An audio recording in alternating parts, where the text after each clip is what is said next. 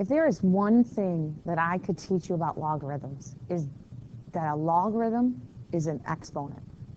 They're the same thing.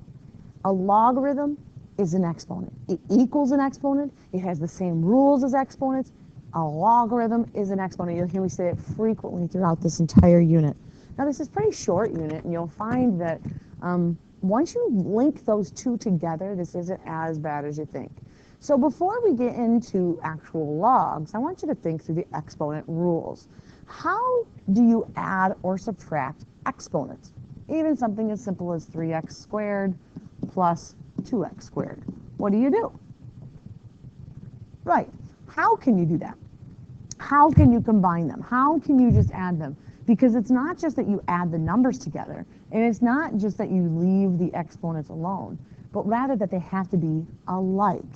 They have to be the same term or same base and power, right? And then you can combine them. You combine the coefficients, but you leave the base and the power the same. So in this case, it would have been 5x squared, right? How about when you multiply? Do they have to be the same? Obviously not. When you multiply, what do we do to the exponent? You add the exponents. All right, how about when you divide? What do? Great. You subtract.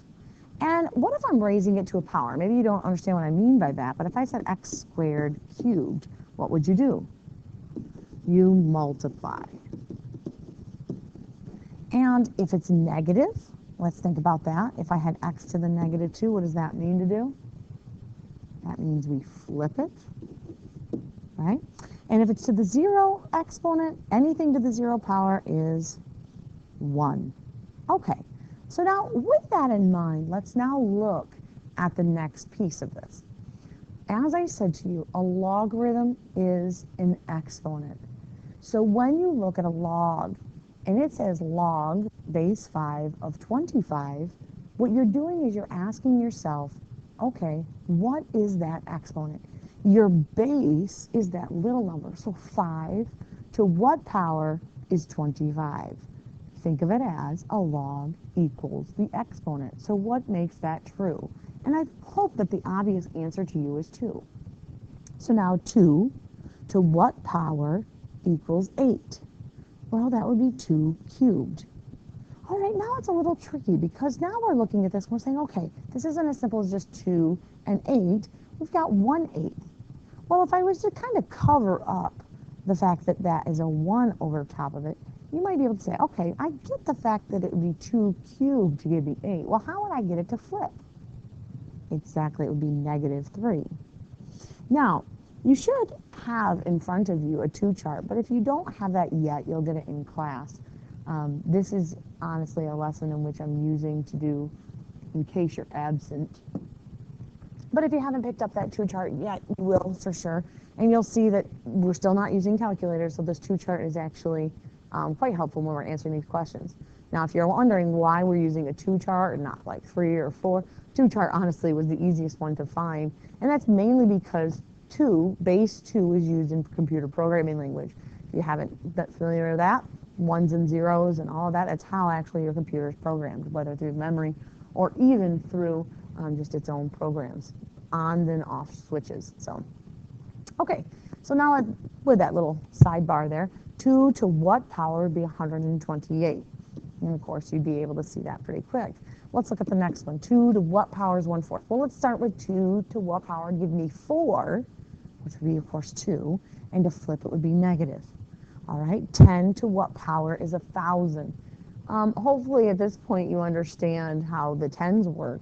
10 to the first power, of course, is 10. 10 to the second power would be 100. You notice there's 2 zeros. So if I want 1,000, that would be 3. And again, it's flipped because it's on the bottom.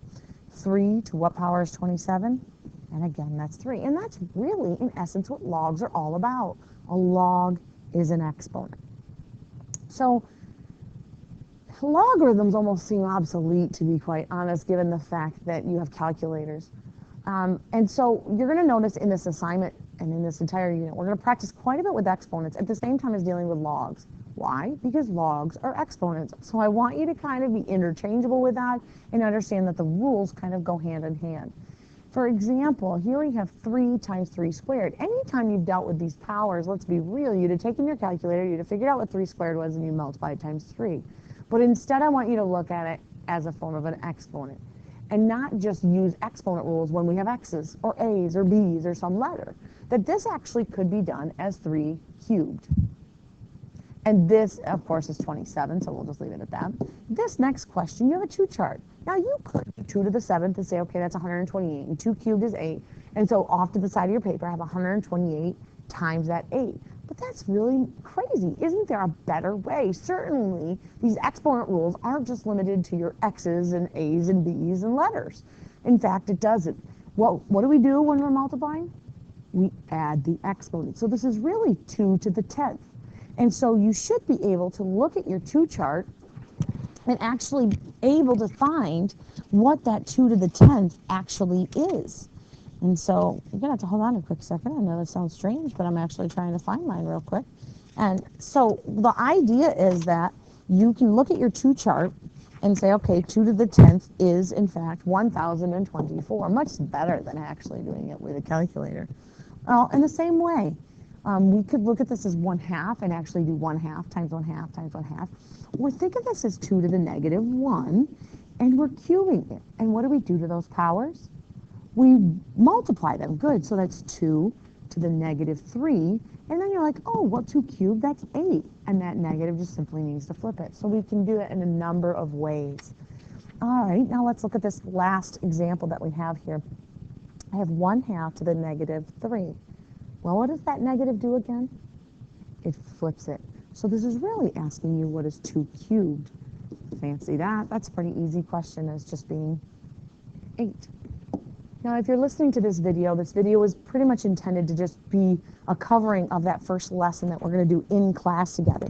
Certainly, I don't mind that you have listened to this, and it can be review for those of you that maybe didn't quite get it during class or would like a recorded version. So hopefully this was of help to you, and you were able to catch all that we covered about log equaling exponents.